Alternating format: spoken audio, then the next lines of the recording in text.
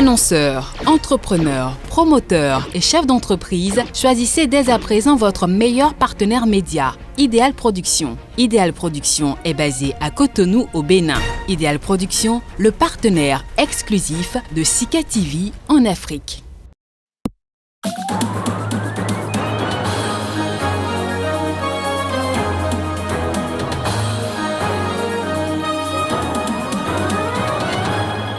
Nouvelle crise au Mali, la France s'aligne sur l'une des exigences de la CEDEAO. Elle exige le maintien de la tenue d'élections en février 2022.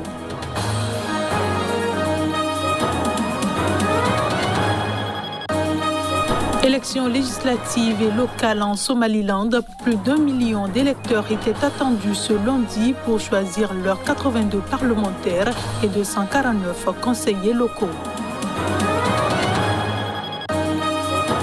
Et puis le chef de l'OMS a salué lundi la décision historique des pays membres de renforcer l'agence après une crise qui a mis à nu ses défaillances.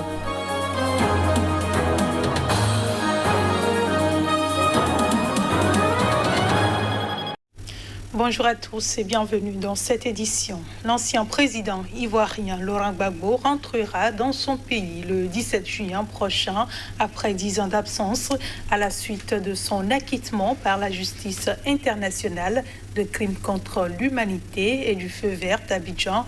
À ce retour très attendu par ses partisans. Assoadou, le secrétaire général du Front populaire ivoirien, a fait cette annonce au cours d'une cérémonie à Abidjan le jour des 116 ans de Laurent Gbagbo, né le 31 mai 1945.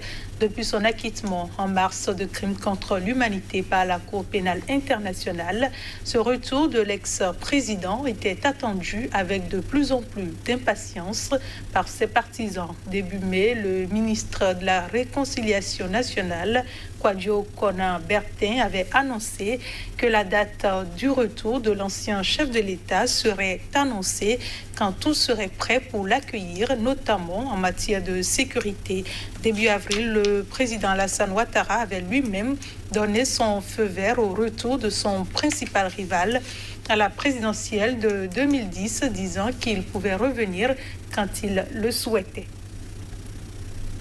Je le disais en titre, la France a posé lundi comme priorité absolue le maintien de la tenue d'élections en février 2022 après le deuxième coup d'État au Mali. Elle s'aligne ainsi sur l'une des exigences de la CEDEAO après le sommet extraordinaire de ce dimanche. Reportage.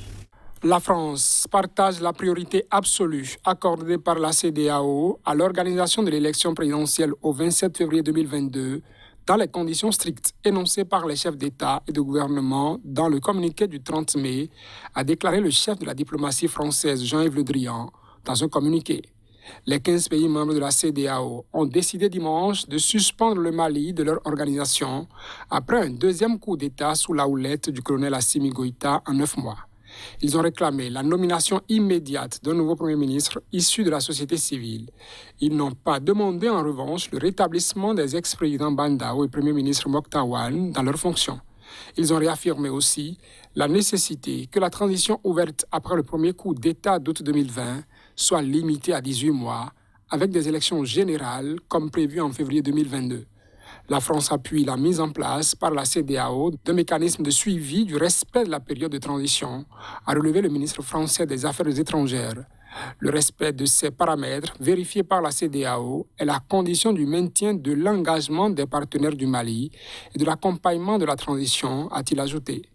Paris avait menacé le 25 mai de prendre des sanctions ciblées contre les militaires impliqués dans ce coup d'État dans le coup d'État, si la transition ne reprenait pas immédiatement son cours normal. Le président Emmanuel Macron a aussi affirmé dimanche que la France retirerait ses troupes du Mali s'il n'y avait plus de légitimité démocratique ni de transition dans ce pays et si Bamako allait dans le sens de l'islamisme radical. L'opposant nigérien et défenseur des droits humains, Omoyele Sowore, a affirmé lundi avoir été blessé par la police à Abuja. Il était dans une manifestation dispersée à Abuja, la capitale. La police, elle dément les précisions. Omoyele Sowore, qui par le passé a organisé de nombreuses manifestations contre la mauvaise gouvernance au Nigeria, a publié sur Twitter une photo de sa blessure, affirmant avoir été atteint par un agent de police à la fontaine de l'unité à Abuja. Jusqu'ici, cet incident ne nous a pas été rapporté et contrairement à ce qui est affirmé, les agents de police ont rétabli le calme de manière professionnelle, a rétorqué la porte-parole de la police locale, Mariam Youssouf, dans un communiqué. Les manifestants qui étaient déchaînés ont été contenus par les agents de police pour les empêcher de provoquer des troubles à l'ordre public, a indiqué la porte-parole. L'activiste Inibeye Fiong, un proche de Sohoré, a affirmé sur Twitter que l'opposant a été visé par un agent de la police qui a tiré une grenade de gaz lacrymogène directement sur lui. L'opposant a été transporté d'urgence dans un hôpital, a affirmé à l'AFP l'un de ses avocats, Marshal Aboubakar, affirmant que son client souffrait d'une blessure grave, une plaie profonde sans autre précision. L'organisation de défense des droits humains Amnesty International a déclaré sur Twitter avoir reçu une information préoccupante selon laquelle la police aurait tiré sur Omoyele Sowore. Les manifestants méritaient d'être écoutés, pas qu'on leur tire dessus, poursuit l'organisation, appelant les autorités à ouvrir une enquête. Candidat malheureux à la présidentielle de février 2019, Omoyele Sowore, 49 ans, avait été arrêté en août 2019 et en décembre 2020 pour avoir appelé à l'organisation d'une manifestation de masse dénommée Révolution Maintenant. Au moins une cinquantaine de personnes ont été tuées dans l'attaque de 2 villages du nord-est de la République démocratique du Congo. C'était dans la nuit de dimanche à lundi. Reportage. Le bilan des attaques de la nuit de dimanche à lundi s'est alourdi à au moins 50 civils tués, bilan toujours provisoire, 28 à Boga et 22 à Tchabi, dans le territoire d'Irumu en Ituri, a indiqué le baromètre sécuritaire du Kivu, KST. Un premier bilan faisait état d'au moins 39 civils tués selon le KST, qui précise qu'il s'agit vraisemblablement du plus lourd bilan jamais enregistré pour une seule journée depuis la création de ce groupe d'experts en juin 2017. À l'issue d'une réunion sécuritaire à Bunia, l'armée a avancé de son côté un bilan provisoire de 53 morts, 31 à Boga et 22 à Tchabi. Selon des responsables locaux interrogés par l'AFP, les assaillants à Boga y ont pris pour cible le site de déplacés de Rubingo. Un député de l'Ituri, Gracien Irakan, a fait état de son côté d'une 60aine de morts au total. Mais il y a des corps qui continuent à être découverts, donc le bilan risque de s'alourdir. Il y a encore beaucoup de blessés en brousse où tout le monde a fui, a expliqué à l'AFP Gracien Irakan. 7 camions sont descendus sur place pour récupérer les victimes. C'est une situation dramatique. Les assaillants sont arrivés en très grand nombre. L'attaque était bien ciblée, avec 2 responsables locaux qui ont été tués, a-t-il ajouté, n'excluant pas un règlement de compte. Un responsable de la société civile locale a attribué cette tuerie aux rebelles ougandais des forces démocratiques alliées ADF. La région est cependant aussi marquée par de forts antagonismes entre ethnies locales.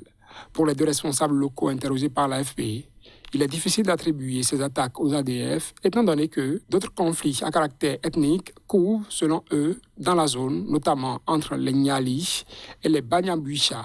Ces derniers sont des Hutus congolais d'origine rwandaise. Les électeurs se sont rendus aux urnes lundi dans la République autoproclamée du Somaliland pour des élections législatives et locales. Les autorités entendent ainsi démontrer leur capacité à organiser des scrutins démocratiques et pacifiques. Plus d'1 million d'électeurs étaient appelés aux urnes lundi dans la République autoproclamée du Somaliland pour des élections législatives et locales, lors desquelles les autorités entendent démontrer leur capacité à organiser des scrutins démocratiques et pacifiques dans la Corne de l'Afrique. Cette région séparatiste du nord-ouest de la Somalie a déclaré son indépendance il y a 30 ans, mais n'est pas reconnue internationalement. Les électeurs à partir de 15 ans, âge légal pour voter dans le pays, doivent choisir parmi près de 250 candidats pour pourvoir les 82 sièges parlementaires et parmi environ 1000 candidats pour les 249 postes de conseillers locaux.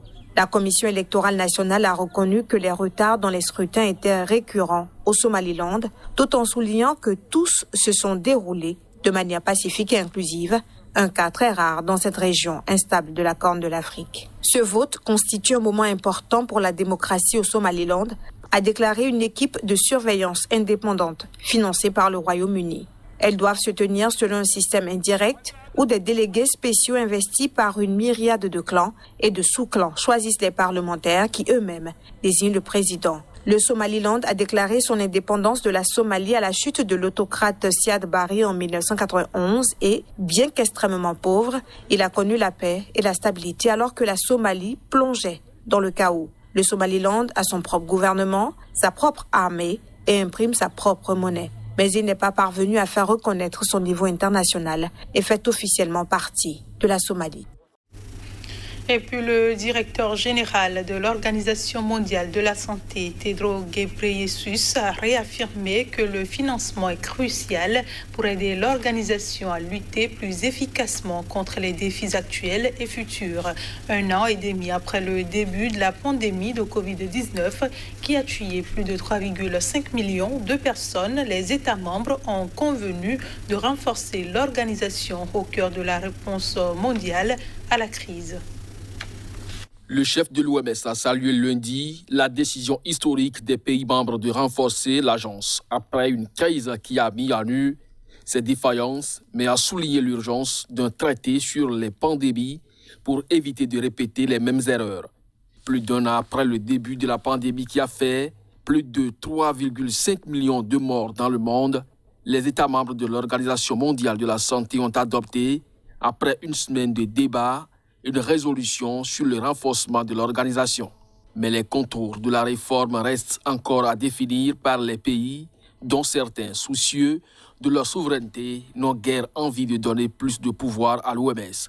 Les pays ont par ailleurs décidé de renvoyer à novembre les débats sur la nécessité d'adopter un traité ou une convention sur les pandémies, un instrument réclamé depuis des semaines par l'OMS et plusieurs pays, dont la France et l'Allemagne. L'utilisation adaptée et cohérente de mesures de santé publique associées à une vaccination équitable reste la solution.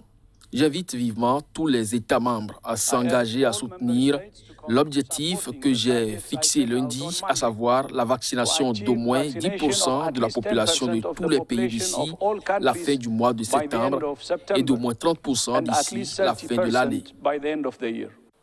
Pour le renforcement à long terme de l'OMS, j'exhorte les États membres à saisir ce moment charnière et à se mettre d'accord sur un modèle financier durable en suivant les recommandations du groupe de travail. Pour l'instant, 16% du budget provient des cotisations obligatoires des États, le reste étant des contributions volontaires de donateurs publics et privés qui décident comment l'OMS peut les utiliser. Et c'est ici que se referme cette édition. Merci de votre fidélité.